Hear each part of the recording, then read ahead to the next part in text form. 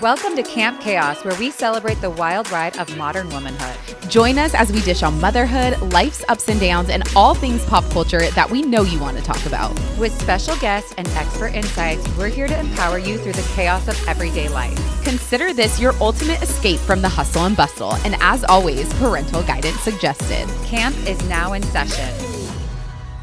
Haley, welcome to Camp Chaos. We are so excited to have you and learn from you today. Keyword learn from the expert. I know. So obviously you are a social media guru, but I can't imagine that's like how life started for you. No. So let's go back a little bit to like where you started to get into social. Like where were you in life where this kind of started to become a thing for you? I had always been really into, I guess, anything tech. Like the computer, and when MySpace was around, like, you know, coding your website or whatever, I was always into that. And But did you major in that in college or no? I was communications with an emphasis in entertainment, whatever that is. Well, I just wanted to be an entertainer. Yeah. You know, you actually probably made your own degree because look at what you're doing now. You're entertaining everybody. Right, there you go. No, I wanted to drop out of college so bad. I hated school, but my mom, being Hispanic, she was like, you need to graduate college, you know, you need a degree. So I got the piece of paper for my parents. Yes, yes. At the end of the day, like, I'm glad I have a college degree. Did I learn anything there? No. Like literally nothing. Everything I do right now, I taught myself. And so going back to my North Hollywood days, I literally would stay up till like 3 a.m. and I would be on my computer and I wanted to start a blog. So I started a blog. And I was very like secretive about it because I was embarrassed. I was like, this is so embarrassing. I don't want anybody to know, but like, this is so fun. I want to design my own like little website. And it started off as like a fashion blog. And finally one day I was like, okay, I have to post it on Instagram. Like, You have to promote it if you're doing the work. And this was 2013. Like, everyone like that would see, you know, fashion bloggers on there, they'd be like, oh my God, how stupid. Like, how Totally. It was not the time to like cool influencers. No, it was not cool. No. It was like, who do you think you are? Yeah. What are you doing? Who are you influencing here? So I was so nervous, and oh my God, the post was so embarrassing. I remember exactly like what I wore. I think I had like an umbrella because it was raining. Like, it was so embarrassing. Amazing. But I was like, okay, I'm just going to post it. And you know what? Whatever. People are going to say what they want to say. Just do it. So I did it. And that's kind of what started it. I finally posted. I got over that fear and started my blog, which at the time was not like, right now it's called Blondie in the City. I used to be blonde. Obviously not anymore. But I built an entire brand out of being blonde. Did you really? Oh my God, and here you are, brunette. Yeah, I have Blondie in the City, my blog. And then I have the Blondie shop, which is my other little like, you know, I sell like apparel and phone cases and all that stuff. And then when I had my daughter, I came up with Blondie Baby. So we have like little onesies and big bows and stuff. And so I got really into it, and anything I posted on my blog, I posted on my Instagram and would constantly lead people to my blog to read, you know, this and that. And from there, I kind of learned, okay, now I also need to utilize Pinterest. So Were you making any money at this time? No, nothing. Got it. So if just I did, a lot it was of like hustle. $1 through like affiliate links. Yeah, you know? before affiliate links were big time, Yeah, right? You know what? Reward style / like to know it was very new at that point. Okay. I got accepted on it. But yeah, I was making like nothing. And how much time are you putting in? Hours, like every Like second 40 of the hours a day. week? Oh, easily. I would stay up till like 3 a.m. doing it. I loved it. And Even though you were not making money, No, you're just like, this is nothing at creative and all. I love this Like, and I believe in it. Yes, I totally believed in it. And to the point like where I stopped going to like my auditions. Like my agent would send me an audition and I'd be like, like I have to finish this blog post. And then That shift probably happened. yeah. So I really focused on fashion and home decor. Okay. I was, obsessed with like just decorating my apartment. And I literally moved like every year because I wanted a new space to decorate. Oh my God, you really were creating the good content. Okay. How many years was it, or months, maybe it wasn't years, before you actually were like, okay, this is going to make some traction and I'm going to monetize this? I want to say probably anywhere from 2 to 3 years is That's where a I long really, time. and I stuck with it. I was like, this is what I'm going to do. Like, this is what I want to do. Well, so what I think is so crazy, for those who don't know, you basically have launched and built the empire that is Happy Jewelers on social, which they are huge now on totally social. own that. Yes. Yeah. As Own you it and be should. proud. It's Yeah. incredible what you have done. But I feel like to do your own stuff and what you're passionate about is one thing, but to go to a brand and figure out like, how can I make this successful for you is like an entirely different thing. Totally. So when you're starting Happy Jewelers Instagram, like, how do you know where to begin? Is it like, are we shooting behind the scenes? Is it diamonds? Like, how did you start their social from the ground up? So when I help any brand, or let's say I'm auditing a company and they're like, what are we doing wrong? I always put myself in the consumer position. I'm like, well, what would I want to see? You know, what do I not know about this industry that I think would be helpful? So, you know, of course I was like, well, we need to take, you know, a lot of engagement ring videos, but like up close, like not just like a picture of you guys holding it in the little like piece of paper after you steam it in the repair room. Like that's that little piece of paper and this like ring that's worth like a ton of money, like don't go together. So, you know, it's really we need important. to romance this. Yes. I was like, it's really important for me to get my nails done and like make it look like presentable. I was reading into the comments. I'm like, okay, that's what we need to change. Let's do it. And they were so like, no. And I'm like, yes, like, please listen to me. So we started doing that. And I swear all our customers started coming in and they were like, I'm so glad you guys put the price on these things. And I was like, see, did you hear that? And so, and I mean, you know, it's normal for anyone to be like, I got a ring that was this size and mine was this much. And it's like, okay, but what was your polish? What was your symmetry? What was your color, your clarity? What was the depth? Like everything like that.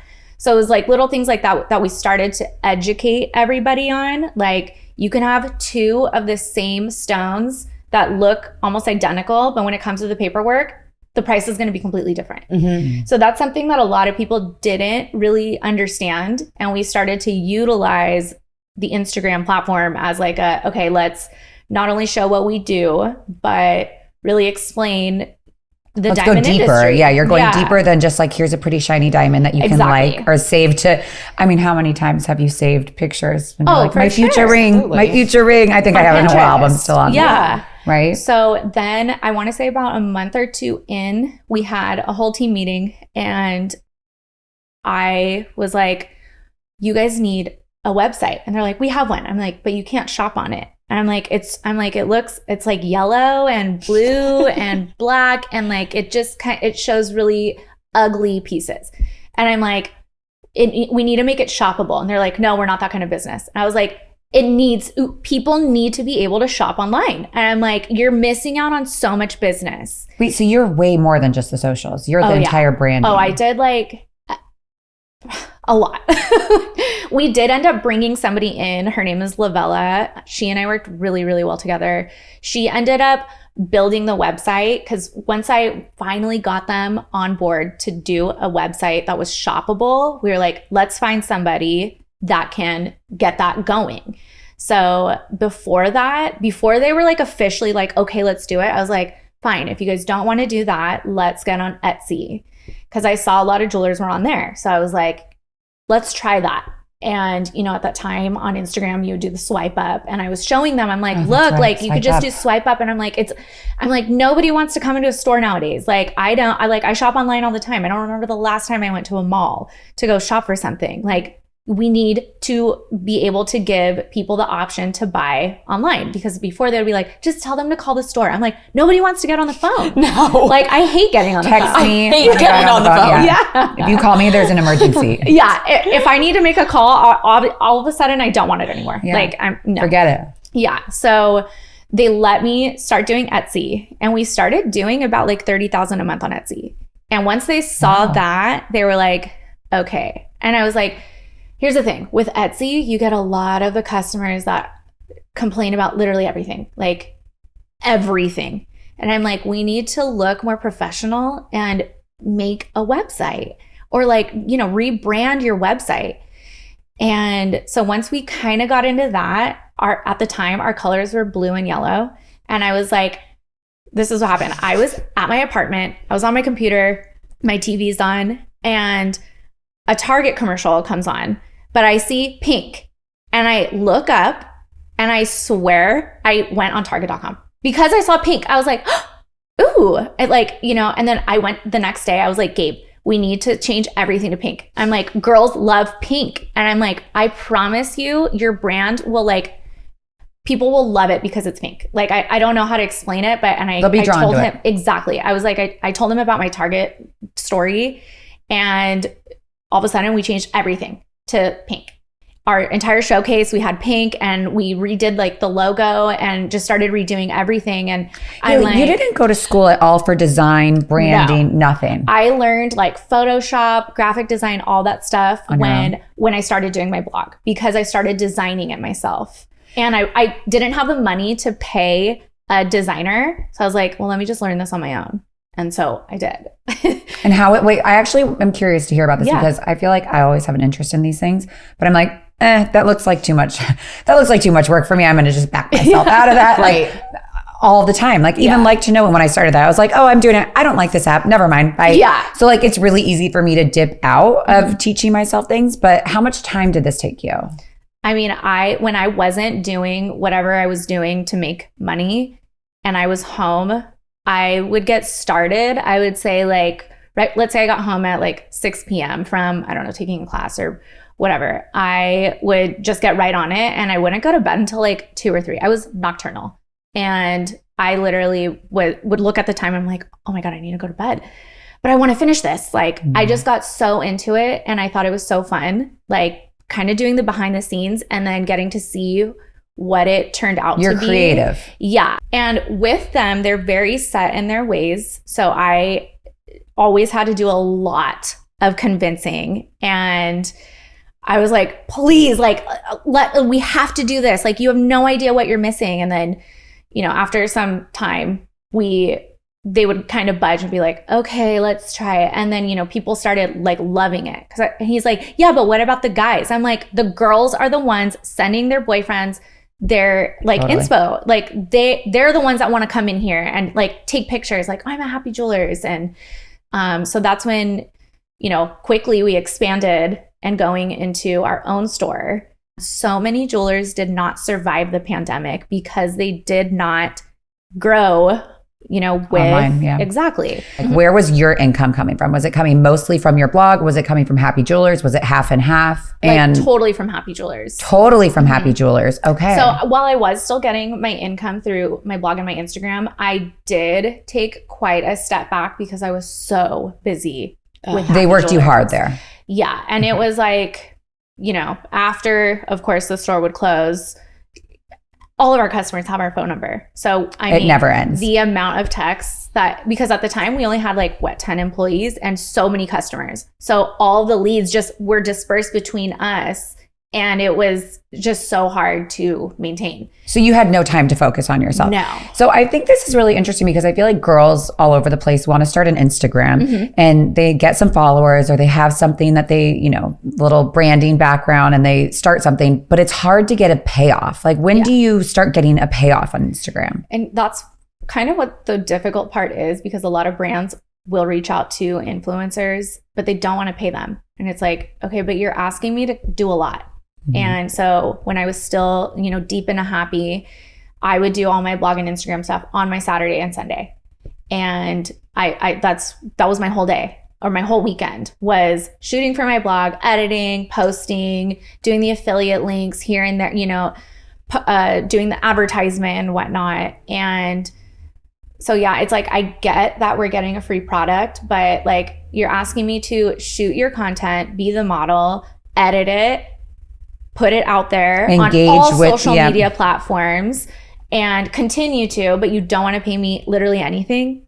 So that's, and I think is a lot that of brands, still the same, or is that changed now? it's starting to change, thankfully, because so many people have voiced this on, you know, TikTok, or, you know, that brands cannot expect influencers to work for free. Like, this is our job. We don't want free product. Yeah. And so don't get me wrong, I'll take the free product. Right. It does get to a point where you have to decide, okay, do I really like this product enough to spend hours doing what I need to do for it to not get paid or reimbursed. And yeah, they'll say like, oh, you'll get like a commission on your sales, but it's like, that's great, but you should also pay me for my time. 100%. So, there are times where I'm like, okay, I'm going to see this as something very beneficial where in the long run, but it'll pay off. It's a good partnership. So question for you. You have about 100,000 followers, right? And almost there. I'm like, go follow her, please. I'm going to ask you personal questions. If you don't want to answer any of them, be like, no, go for it. You're crazy. So a brand comes to you and it's a pretty big brand and they say, we want to partner. Like, do they slide into your DMs? It'll be DMs or email. Do you have an agent? I don't. I had a manager last year and it wasn't like the greatest partnership. I mean, not that I have anything bad to say about them. I just don't think what they were doing and what I needed was working. And do they take a percent or is it a fee? They take a percent. So you were feeling like I could get my own people and my own partnerships without a manager. Yeah. I felt like my pitch to brands was better. You actually go to brands. They don't come to you, or it could be both. Okay. Right now, I mean, once you get bigger, it's like all the brands are coming to you, but there's some times where, let's say I see an ad on Instagram and I'm like, I love that product. Like I want to try it and share it with my audience. I'll reach out to them and usually through Instagram DM, because I would say a majority of the reach outs from brands are through Instagram now.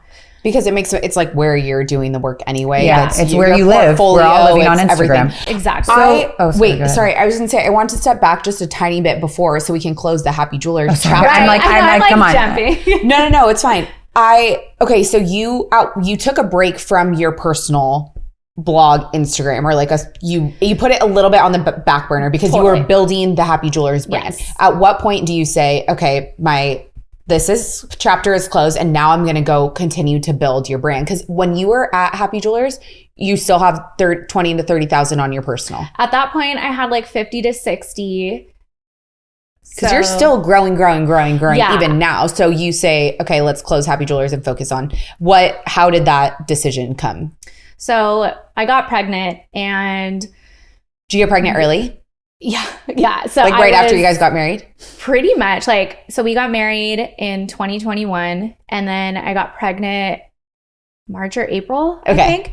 So yeah, it was pretty quick. And you're in your head, you're probably like, this is good content. Yeah. Yeah. Here we go. Not only good content of like a baby, but also like babies shift the way that your mind was working, where you're so fine with hustling every day. Yeah. I mean, I would get home and just be like, I need to I can't even think. I don't want to talk to anybody. It was a lot of work. And, I got pregnant and I was still working there while pregnant. And once I came back from maternity leave, I knew things had to change. I couldn't, be there 9 hours a day. I needed some time with my kid, So unfortunately, when I came back, we were unable to come to a mutually beneficial decision as far as my job went. So I made a decision to take a major step back there. And I was just coming in occasionally, like 2 days a week to do sales because I still had all my customers. But it was really difficult for me to work there without what I had always done. That was like my baby. I was gonna say, how were you handing your baby off to? It was kind of heartbreaking. I mean, I cried almost every day. It was such a huge part of my life. Right. And I started to realize I don't think there's a place here for me anymore. And it's time for me to close this chapter of my career.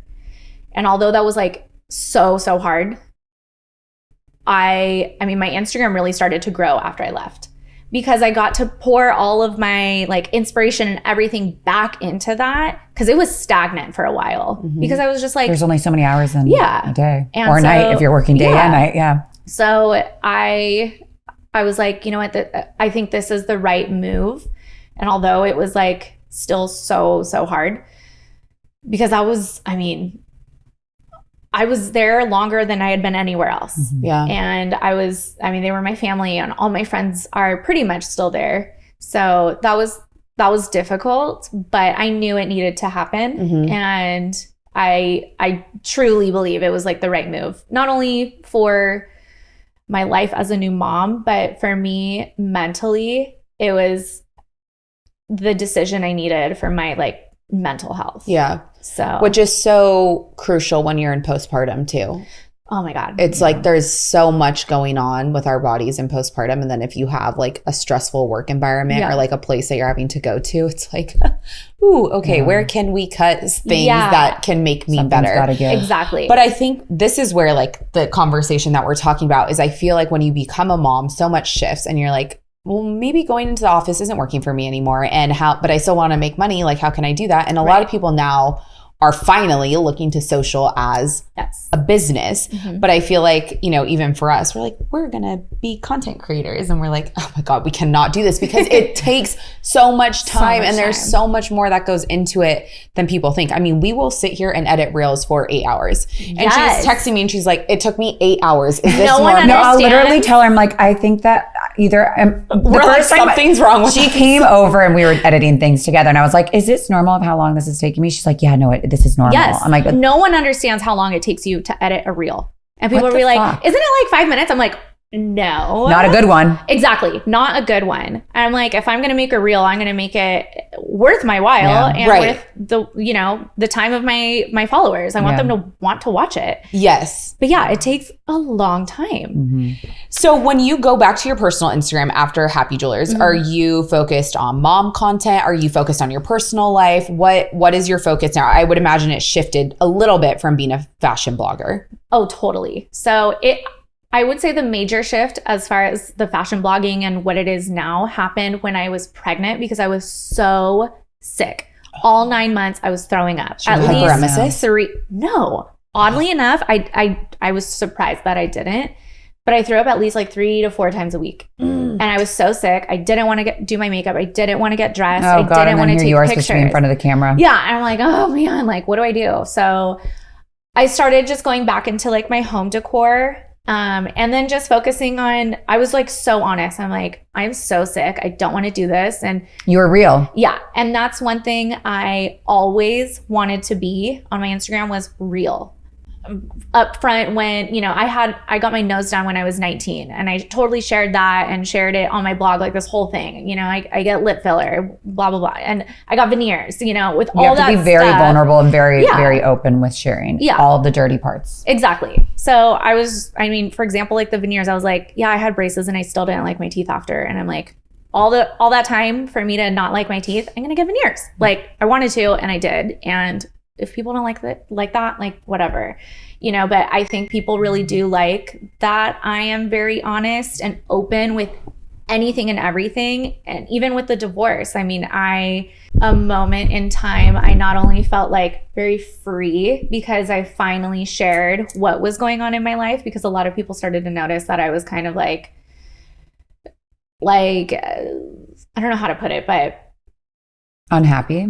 That and not sneaky. What is the word I'm trying to say? Like, well, one question that I have that I struggle with personally is because my sister, well, who you know, will always like, put yourself out there, you know, like you really have something here. And I'm always of the mindset like, well, what are people going to think? They're going to think, who does she think she is sharing this? Like she thinks she's now the mom guru. Like really, she has 2 kids. As if anyone gives a shit. Yeah. Or like if anyone cares. And then I know that I don't know, I'm just speaking that I think I know that there's some sort of consistency factor to being a content creator. And I'm like, yeah, but people don't care what I'm doing every single day. So if I'm putting myself out there, they're like, okay, this loser is spending so much time and like none of us are watching like what she's doing. How did you get to the point of feeling comfortable of just sharing? I think way back when I started it, like that first post. You have to get over the hump then. That. It was just that one little hump. I was like the second I did, I was like, okay, it's out there, like nothing I can do now. Yeah. And then it just became like a part of me. As women, losing weight can be hard no matter what diet or exercise you try. And when it comes to prioritizing your health and feeling confident and strong, it can be difficult to know where to start. Now you can get your health in check and be confident that you're on the right track to getting healthy through Hers. Hers connects you with a medical provider who will work with you to determine your best treatment option. If prescribed, you get the medication as part of a doctor-developed weight loss program, complete with ongoing support, check-ins, medication adjustments, and answers to questions 100% online at no additional cost. Start your free online visit today at forhers.com/chaos. That's FORHERS.com/chaos for your personalized weight loss treatment options. forhers.com/chaos. Not available everywhere, Hers weight loss includes compounded products which are not approved nor verified for safety or effectiveness by the FDA. Prescription products require a provider consultation. Restrictions apply. Actual price to customer will depend on products and subscription plan purchase. Going back to like how you actually monetize this. So you will slide into a DM of a brand and be like, I really like your product. I love your brand. I believe in it. I want to collab with you. Do you ask for a certain like fee or how does that work? If I am reaching out to the brand, I typically don't ask for a fee because I'm like, I really want to share this product or I really like this brand and this would be great if we could work together. If they reach out to me, then I will typically give them my pricing list. And more brands are now starting to ask what your rates are, which is like so much nice. It makes things so much easier because it's so awkward, you know, talking about like, okay, yeah, I can do that, but like it's going to cost this much. And you know, I read this quote and it said like, don't feel guilty for putting a price on what it is to access you. 100%. And I'm like, yeah. When you saw traction again on your personal Instagram, do you think it was because the content that you were sharing or was it like the consistency? Like, are you posting to your grid every single day and to your story every single day? Or like, how were people connecting with you the most? I'm pretty active on stories every day. Okay. And I want to say sometime last year, I came out with an ebook and it's called The Art of Growing Your Brand on Instagram. One of the main things I talk about in there is that you have to be active on stories, at least your stories, because that's where you can be the most real. That's where, I mean, people watch stories more than they even look at people's feeds. And it doesn't have to be so edited. Exactly. Stories, yeah. People want to see your everyday life. People want to see that you're relatable. And especially now with the mom content, there's so many moms that follow me too. And it's kind of cool because you're seeing like, okay, I'm not the only one. And there was one day I shared like, I finally fit into my pre-pregnancy jeans. Like, oh, that's the best day. I'm not going to wear them, but because they're like skinny jeans and you know, they're not in it anymore, but I fit into them. And I mentioned on there, and this was just on stories, you know, that I was so self-conscious about my body after pregnancy. And I didn't want to buy new clothes. I was like, no. I'm like, I'm going to lose the weight and I'm going to fit into all my old clothes. And I had somebody say like, oh my God, I had no idea that you felt that way. I always thought you looked like great. And I never would have guessed that you were self-conscious about your body. For you, your Instagram is so aesthetically pleasing. Yeah. Mine looks like a smorgasbord of like primary colors. Literally, you hate it. Watercolors like everywhere. But it's your brand. It's you. Oh, yeah. And Mickey Mouse ears and like a chaotic mess. How important is that to have like an aesthetic? I think it's pretty important because let's say somebody finds you off of a reel or something off of the popular page. The first thing they're going to do is go to your page. So they are going to take a look at your page and you want them to be like, oh, okay. You want them to kind of just stop and be like, oh, wow, I love that. You need to stand out in some way. So, and it honestly wasn't until I wasn't at Happy Jewelers full time anymore that I started to realize I needed to change the type of content I was showing. You know, I was so set in my ways and I was like, I got to, and a lot of influencers get to this point where they're just, you know, why am I not growing? Why this? What? You know, and complaining. I was one of those people. And then I finally was like, okay, stop complaining and just change your content. You need to do something different. If you're not growing, it's because you're not doing something that's making people want to follow you. So I'm like, what do I need to do? That's a hard pill to swallow, huh? Yeah. And so and then I kind of had to get uncomfortable again. You know, I wasn't really into reels at the time, at least me being in them. I started to be more behind the camera and yeah, I know people hate this, but it's like comment this and I'll DM you all the links or whatever. I started doing a little more of that and that helped a ton. Question for you on that, because I just did that because I wanted the link to some stupid thing for one of my kids. Yeah. Is that AI? Most people it's a website called ManyChat And I know a lot of people think it's like the most annoying thing. Like, why do I have to comment just to get a link? And it's like, okay, this video that I posted 4 months ago, like it's something about betting on Amazon that I found. And I did like comment betting. Yeah. And every day I'm getting comments, betting. And it's like, I cannot physically DM over like 700 people. Like I don't have the time, and it's automatic. So there's all these apps and websites that help you to actually run your business too.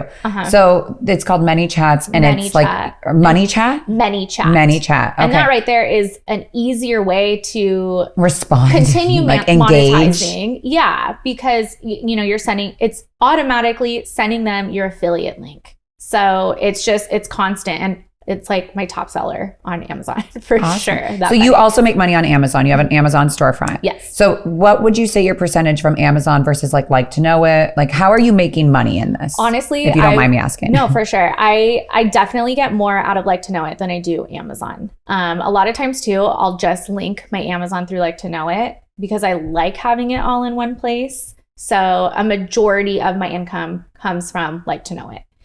And then of course, like I do my side stuff where I help other businesses with their Instagram and I have like a flat monthly fee. But as far as my personal brand goes, it's mainly like to know it. And then the Blondie shop, which is where I sell all my fun apparel and phone cases and all that stuff. So what about people maybe like us, or I mean, thankfully we now have a podcast, but for people who maybe are like just wanting to start in content creation, like what are a few things that you tell them to get started? Like how do we, what's in the ebook? Yeah. Honestly, a lot of people are like, I need all this stuff before I go public. I need this, I need 10 blog posts before I even share. And it's like, no, just start. And I think that's where a lot of people get caught up because they're not only scared to start, they don't know what to start with. They think they don't have enough to start. And it's like, just start and you will learn along the way. You could always pivot. Mm-hmm. Exactly. And I've pivoted so many times. And I mean, what I was doing when I first started, I'm obviously not doing now. And there really is no right or wrong way to, I guess, do social. I mean, sure, there's a wrong way, I guess, but everyone does it their own way. And you find what works for you. I found what worked for me. It stopped working for me because I wasn't evolving with the social media space. And then when I took a step back and looked at, okay, what do I need to change? And then I evolved again and pivoted again. So that's why social is so hard because, or at least for me, it's such a big business and industry that is changing constantly and new things are constantly popping up. Constantly. Oh yeah, it's like don't use hashtags. Use hashtags. You edit in the app. Don't edit. It's like the algorithm that people get so caught up on. I think it's so... Yeah, like how are you keeping up with the changing algorithms? How are you keeping up with what do I post on Instagram versus what do I post on TikTok versus what do I post on Pinterest? Right. Do you pick two apps that you're like going to focus on? Because it's impossible. It totally is. Honestly, I always say, find what works for you. Like, I'm on TikTok. I don't really utilize it as much. I probably should. But I mean, yeah, it's impossible to do everything. Mm-hmm. So and be good at everything. Yeah. I think if you do everything, the problem with that is like, okay, I'm going to do Pinterest. I'm going to do Facebook. I'm going to do TikTok. It's too much. It's too much. And you're sucking at all of them, but you've got a little bit out there. Focus on your main platforms and put your like energy into those. So I personally like to focus obviously on Instagram and Pinterest. Pinterest is, so many people sleep on Pinterest. Don't sleep on it. It is where a pin can easily go viral and stay viral. And you link your affiliate link and that's just constant income flowing in. And you don't even realize it. With your like to know it. So your like to know it's on Pinterest too. So it's your original content that you're putting up there. It's not like you're repinning something. Right. And like I'll repin some stuff. Just so that it's aesthetically pretty and like why not? Mm-hmm. But it's your actual image that you've taken, you've edited, you've used filters, which I also want to talk to you about filters. Yeah. And then you put it out there within a board and it's like, here's my link of what's in this picture. Right. So, I mean, a lot of people, I kind of look on Instagram and I'm like, what are people pinning? What am I pinning? And sometimes I'll go on Canva and try to create something design wise that's similar to things that I like to pin, and I'll put my own photos on there. And then, so Pinterest and Instagram are both very heavy on social or SEO. So search engine optimization, and keywords are literally key. So when it comes to hashtags on Instagram, it is pretty important, because if somebody's typing in something, marble kitchen, if you hashtag that, you're more likely to pop up for that person. And same thing, you go on Pinterest and you search something. How are you going to pop up in that search? You need to insert those keywords. Keywords or hashtags Instagram. Yes. Got it. I mean, even keywords with Instagram. So sometimes people will use the hashtags, and this is honestly like just within the past couple days has kind of changed. I don't know if you guys have noticed, but the hashtags are like blue right now. I haven't noticed. Yeah, I don't even know what they were before, but they stand out a lot more. So people either do hashtags, or they will literally just write out the words that they want, not even like all together in one, because this is what how it is on Like to Know It. So you don't even have to put a hashtag. You can literally just write marble Words. Kitchen, neutral decor in your caption. Exactly. So also a question for you, because I feel like with hashtags, people often pick the ones that have like, this has 7 million posts. This has, 5 and those million. are so oversaturated. They're oversaturated. It's actually better to use the ones that are like, here's 100,000, here's 200,000. You want to be more in like exactly what it is that you're posting. Focus on that. And it's okay to not this sounds ridiculous, but we just did ballet yesterday for my birthday celebration. I loved it. So good. But I was searching for inspiration, and all this stuff, I was like, no. And what I was searching for was so specific. And I'm like, shit, no one's putting this out there. And that's okay. Yeah. But there's a need for it. Somebody will find it. Yeah. Because somebody's gonna search it. And if your toddler mom has 17 million, stop using it. Yeah. And with Instagram changing all the time, are you keeping up with it via looking at other influencers? Is there like a newsletter I'm missing out on? There's a blog on that. I follow some other influencers that post about all this stuff. Okay. However, I also try not to get too caught up in it, because so many people do, and I think that hinders them. Well, how about for us right now? We have our personal Instagrams. We have the podcast Instagram.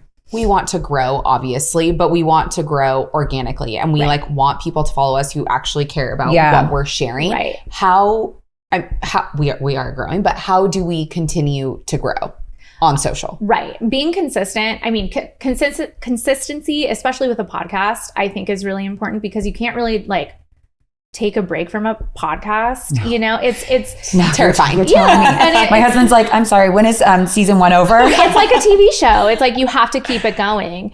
So, I mean, growing on a podcast, I think, is a little different than, let's say, on a blog or this and that. But I would say for sure be consistent on stories. I recommend that to everybody. And I like that you guys are, I think you got on there yesterday and you're like, okay, ballet bitches. There's I love that. Yeah. People love that.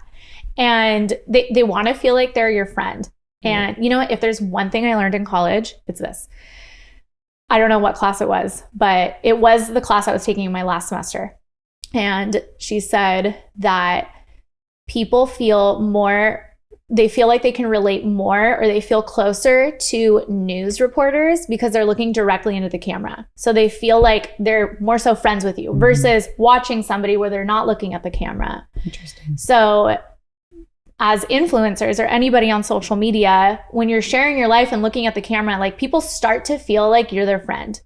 And I think that's what I like so much about the community I was able to build. I feel like I have all these friends that are so supportive, and it's such a cool community that I get to share my life with.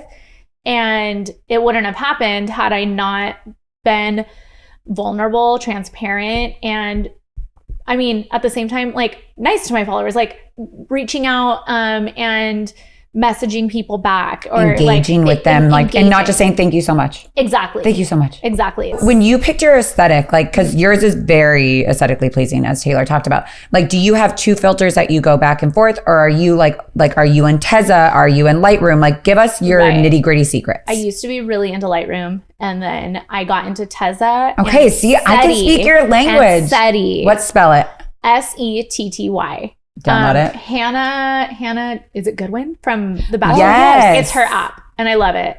I go back and forth. I'm mainly using SETI right now. So for moms out there right now that are like, I want to focus on doing content creation, but I'm terrified what Haley just said of all the hours that were put into this. Do you feel like now it's shifted a little bit because there's so many apps, there's so many tools and resources, Totally. and it's so much easier now? Yeah. I mean, easier in a sense, but also harder because there's so much competition.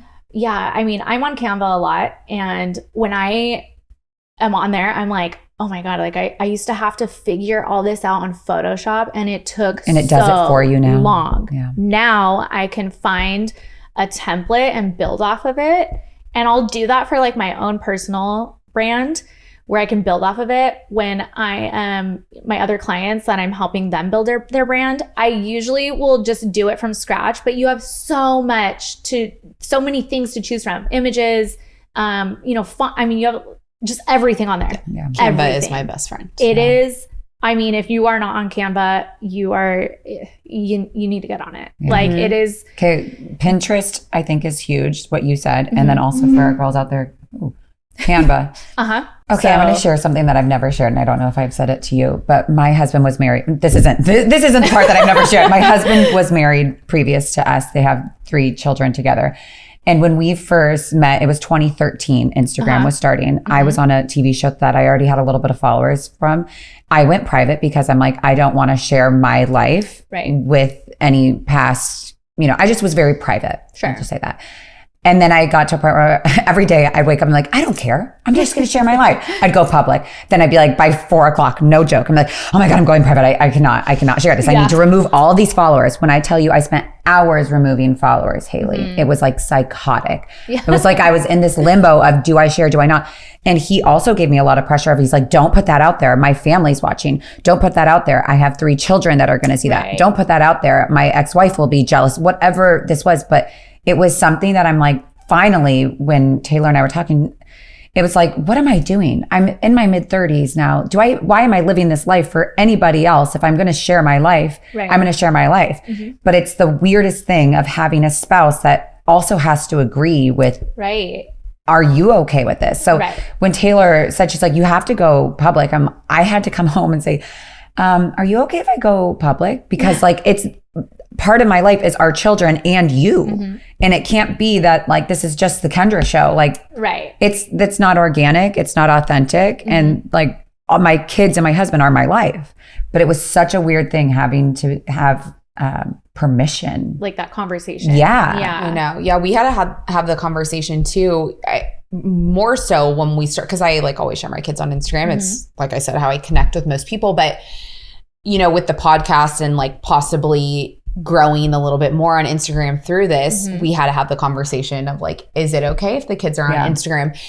And, I hear both sides of the conversation. I so appreciate people who want to not put their kids on Instagram. But for me, I'm like, they're like my whole life. Like I'm with them all day long. So to not share them would feel almost weird. Like weird. It just doesn't feel what else is going on in my life? Like literally nothing else. There's nothing else. So it's a very interesting conversation to have, but luckily your husband jumped on board. Yeah. And ours did as well. I mean, honestly, I did get the question a lot from other people, like, what are you going to do when you have your baby? And I'm like, I always figured I would share, all of that and motherhood. And, it's funny, my dad, before I got remarried, before I had a baby and I was really into my blog, he was like, one day you're going to shift into like motherhood and that's going to be a whole other audience. And I was like, your dad sounds so sweet. I know. He's been really supportive, and he actually is the one who encouraged me to start the Blondie shop. So for brand and for your personal, are you working with a content calendar, and are you ahead? Are you real time? So I usually always been real time. Okay. And it wasn't until I started getting clients where I would help them build their own Instagram that I realized they need a content calendar because they're not comfortable with me doing this real time thing. So one of my first clients was one of my best friends. She owns a hair salon.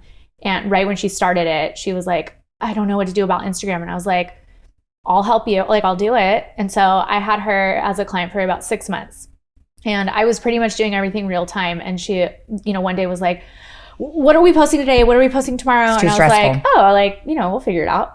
I was so in that mindset because that's what I did. But I'm like, because okay, for you, it's like breathing. Yeah. You're like, this is it. I'm like, now this is for business for, let's say somebody who doesn't really understand social media as much as somebody who's in it does. And so I need to create a content calendar and have a set, posting schedule so that she's not, she has so much that she's, doing herself. She's so busy with this salon and her clients and all that stuff that she doesn't have time to worry about what I'm going to post on Instagram. And then right now, one of my clients is a realtor. So I'm still with them. And it was kind of the same thing. It's a brother-sister duo. And the brother one time was like, okay, so like, what's our content calendar? I'm like, okay, yeah, I need to make this this is like, if I'm going to have clients, then I need to make it very, very set in stone. Like, so that way they don't have to worry about the social media aspect because that's what they hired me for. Right. So for my own personal Instagram, I don't really follow a content calendar. I feel like I should. And I'm starting to a little more. I'll be like, okay, this week, like, I'll make sure I post this and this. I don't have it set in stone because so much changes. Like, today I can't because, Charlie's acting up, whatever it is. Yeah. Charlie won't nap and I can't do it, Right. So it's not the best. With my own Instagram, I do and I don't. I'm kind of off and on. But for anybody trying to build a business, especially if they're just now starting, I think a content calendar is very important. Mm-hmm. So because I'm just so used to it not being part of my, schedule. It's become a second language for you, Exactly. where for others, it's like, oh my God, in the middle of the night, like, oh my God, what am I going to post tomorrow? Yeah. Exactly. Okay, So. give us like your top 3 tips for, I think especially moms, because selfishly, but like moms that are trying to do this and balance, like what would you say are your top 3 tips, whether that's an app that helps you, whether it's just get started, like what would be your biggest things to just moms who are like content creators starting out?